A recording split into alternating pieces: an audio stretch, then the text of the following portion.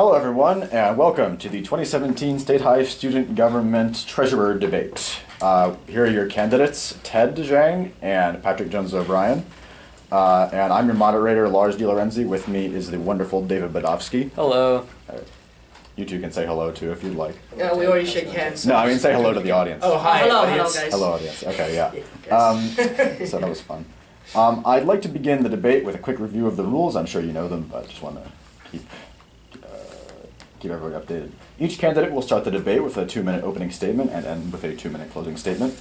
In the middle section of the debate, questions will be posed to both candidates. Each candidate will get 1 minute to respond to each question. After the individual responses, candidates may debate the question freely if they wish. The moderator will cut off debate whenever he or she sees fit. Candidates may discuss whatever they please during opening and closing statements, but must stay on topic when answering questions. Candidates may criticize their opponents or their opponents' policies, but all criticism must be respectful, logical, and relevant. And in general, candidates should behave politely, respectfully, and professionally. So, with that, let's get started. We're going to, is the coin still up there? Is the penny still up there? Okay, I'm going to flip the penny to decide who goes first. Go ahead. One of you needs to go heads. Go heads. Okay. So that will be heads. Do you want to choose? You can go first. I can go first. Okay. Mr. Patrick,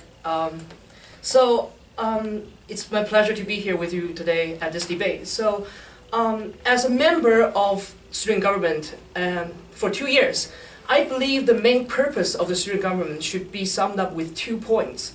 The first point I'm thinking of is the student government as a student group should be made to serve the student body. By that, I mean solve the problem that the students, as individuals, that cannot normally solve. Help them to reach out those problems they cannot reach. Furthermore, that is to make connections for them with the school. That's my second point. To make connections for them with the school principals, and furthermore with the district and with the community. And as treasurer, I think the important point is how to gain support for the students in a financial way. So what I'm thinking of is in a financial way to get, I would say, money from the community to fund the students, to make every student have equal opportunity in every aspect. Wherever their interest falls, they should always have the money, have the funding to do what they want to chase for. It's not fair for one specific activity or one specific club to have more money than the others, based on the population. Thank you. Patrick?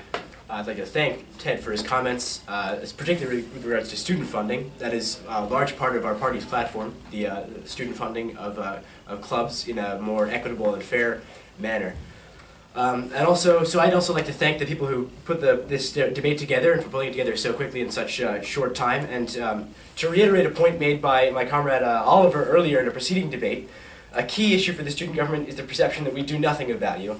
And I think that our platform and our party will make student government introduce real policy and make real achievements. I think you'd find it difficult to point to any one achievement that could be credited to the student government, the current student government, let alone an achievement that any one incumbent member could call their own. Our party has devoted many hours over many meetings, going back over a semester to prepare pages upon pages of detailed, powerful, and comprehensive policy that if my comrades and I are elected, we will be poised to revolutionize the student government and student administration relations here at State High. The direction of our platform is twofold. First, there are the democratic reforms to make student government more responsive, representative, and accountable to and of the student body.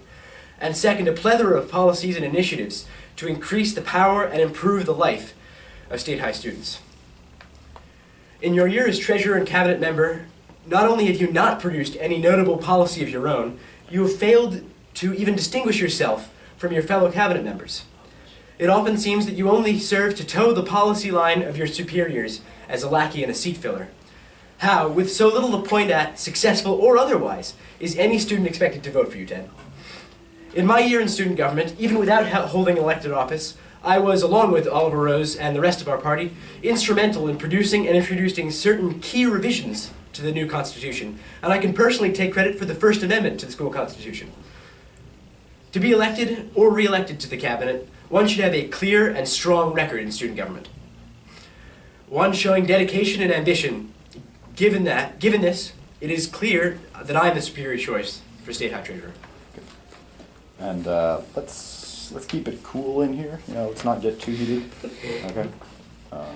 Just try to keep everything respectful. So I will start off with the first question for both of you, and that is, what experience do you have that makes you qualified to be treasurer? And I think we'll start with Patrick first. Okay. So my experience, I have been active in student government throughout this year, so certainly not as long as Ted has. And along with Oliver Rose and the rest of my party in the Student Government Leadership Council, we've had a lot of success in pushing forward constitutional reforms and other initiatives to increase the power of the student body and give the student government a more active and forceful hand in negotiations with the administration. In addition, I have a pretty good understanding and passion for economics and economic policy, which is relevant to the particular position that I'm running for. Okay. Ted? So, I've been in student government for relatively 2 years, starting with my first year in the leadership council. And luckily, I had 2 years of experience as a leader of the class, of the student group of 50 when I was in middle school for 2 years. And what my job was is to be in charge of the whole student body of 50. And I was in charge of the class funding and all the trip money, all of the designs for the class shirt, and all of that I was in charge of. And we put up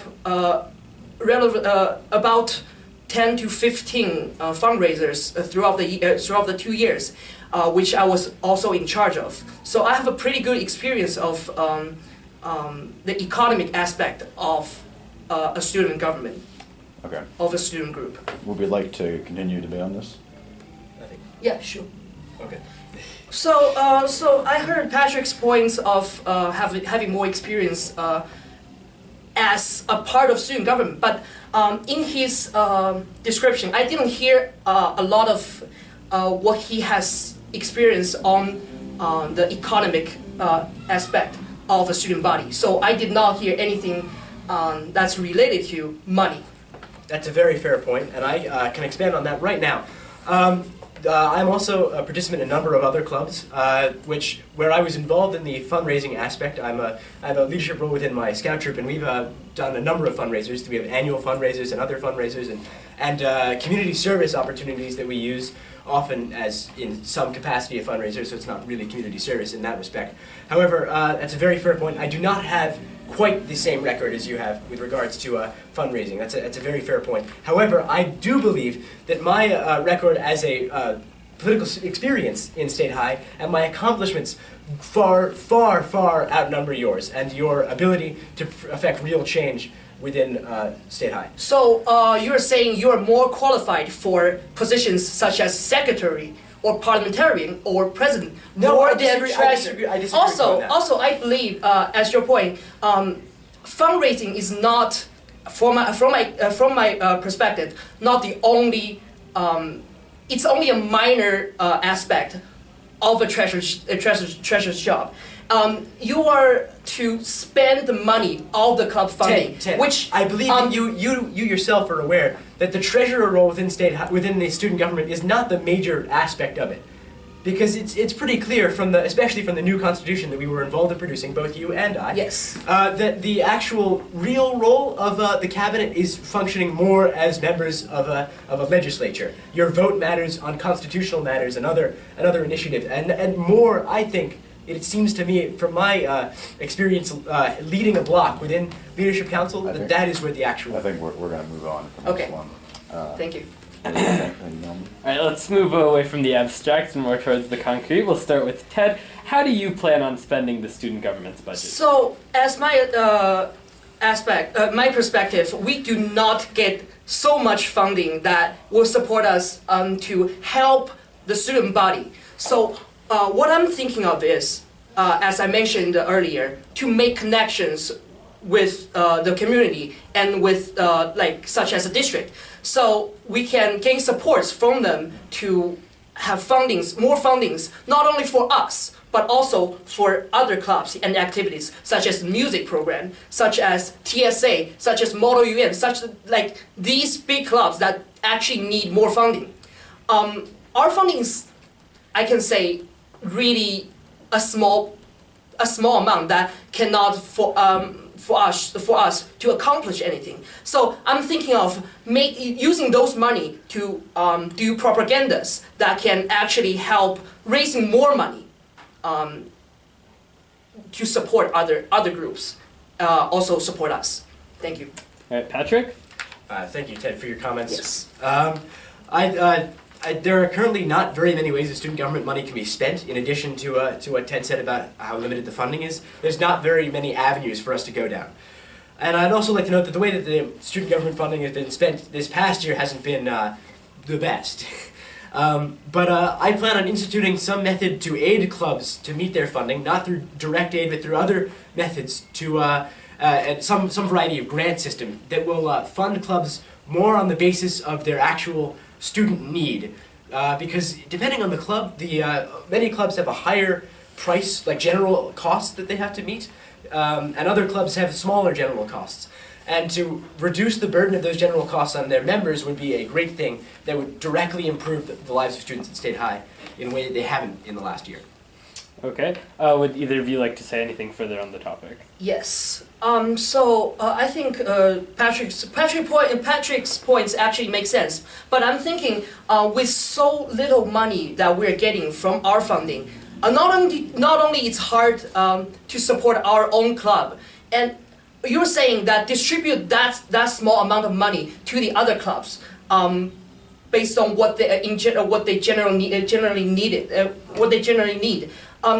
It sounds like impossible for me, because this amount of money is, like, I would say nothing when it's distributed to a big club or big activity such as a music program, such as TSA, where almost hundreds of people are involved. So what's your, what would be your method to actually support them? You make very fair points, but I'd like to point out that the root of the question was how to spend the current student government budget. So obviously there's serious constraints on that value, Yes. but the premise of the question was, what can we do with the little resources we have? Mm-hmm. And it is my belief that every little thing we can do helps. So Okay. while distributing it generally may not be a useful tactic, that's why I left the actual distribution of the funds and the potential grant system ambiguous, because there's not much specific that we can do right now, because things could change in the next few months. In the next year, there could be a change in clubs, and there could be a change in funding. So you make very fair points about increasing the number of sources of funding for the student government. Yes. The root of the question, I believe, was in spending our limited resources. Okay, thank you. Okay. Our next question is somewhat related to that. How should the school change its current system of funding student clubs and organizations? And I think we go to Patrick first. So this draws back to my point on the previous question. So school clubs shouldn't be funded on the basis of their competitiveness, but on the basis of their size and their monetary need. Many clubs have very low general expenses, but many more still have very serious general expenses, and a change in funding that focuses on a direct need basis will fund clubs in a way that reduces the burden of extracurricular expense on students. Oftentimes the cost of trips in extracurricular activities, for example, Model UN Club, which is what I'm in, the cost of those trips can run quite high, and to the point where there are students who would not be able to make those trips, who would be excluded from that very valuable extracurricular experience by some other issues outside of the actual club. So I think that this is very unfair and should be changed. And I think that one of the ways that we can change that is by a distribution of the money that we have and the funding that goes to these clubs from the activities fund in a way that reduces the burden on each of the students in those clubs. Ted? I absolutely agree with Patrick's point of distributing the current funding we have now. But from my knowledge, that only relatively about 10 clubs that actually receive funding from the school, from the district. So my perspective is not reducing the funding that these clubs currently have now, but proportionally give those clubs or activities that does not receive funding every year, start giving them funding, which will, in my perspective, would increase annually, year by year, after our classes go. So it may be good for us to start this. I absolutely agree with your point of giving them funding on a population, a general expense. So I guess the only difference is I want to give every single club part of funding. How about you want any open debate on this? Yes. Those are some very good points, Ted. And I do not want to reduce funding for any existing club and any funding they currently get. And it is my belief that they should be a more equitable distribution of the funding in a way that reduces the burden on each student, in a way that issues the funding on a need basis. So I completely agree with you, and I'm happy that we agree on this subject. Yes. And where would you see that money coming from?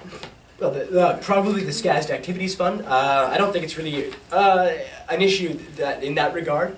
And that's an issue that will be addressed when we understand the specifics later on. But I know that now neither you nor I know really the full endowment of the Activities Fund. All right. Yeah, that's good. All right, on to our next question. Going to Ted first. In which situations would you support raising local taxes to provide more services for students? So my perspective on this would be a little different, which I do not support any raising tax for specifically for student activity funding, because as we know, there are more places in the society that needs raising tax to fund them, such as now we're in debt of Social Security, and we're in debt in a lot other. Social Security is only one part of it, but we're borrowing billions of dollars in order to support the Social Security every year. So I think there are more aspects of the society that needs that money. So I do not believe that in any situations that we need to raise tax specifically for the service for the students. Okay, Patrick? I'll just note that property tax, particularly in State High, is the only in State College is the only thing that really funds things, and that's really the only source. Really, is education, local education, municipal education. So I'd say the current levels of services provided by State High and this district is pretty good. However, the services can always be improved upon. I would support raising taxes to provide better counseling services with a lower student-to-counselor ratio and less strained resources, so the counseling staff can provide a more personal service with a closer relationship to their students. This would improve the school's ability to deal with students' emotional and mental needs, as well as provide them with a confidential outlet to the degree that the current counseling staff is just not capable of. The current policy, I think, is pretty good, but there can always be improvements made in the district policy and services that they provide. Okay. Before going into further debate on this topic, I'd like to clarify that the question is specifically about local taxes, not federal taxes funding schools. But if either of you would like to say anything additionally, now's your opportunity. Okay. So our last question is a surprise question. We have not informed either of the candidates about this question before time, so they're doing this right off of the situation. And we'll start with Patrick first.